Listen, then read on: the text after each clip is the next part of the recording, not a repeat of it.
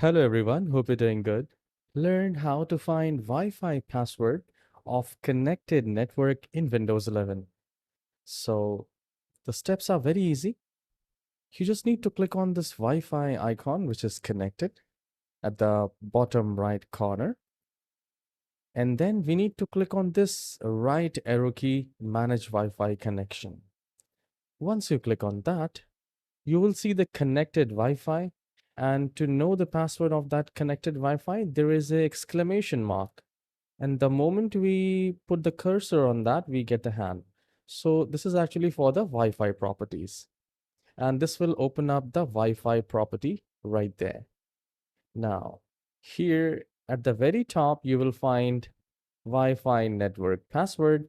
And the moment you click on show, it will show you the Wi-Fi password right there. All right.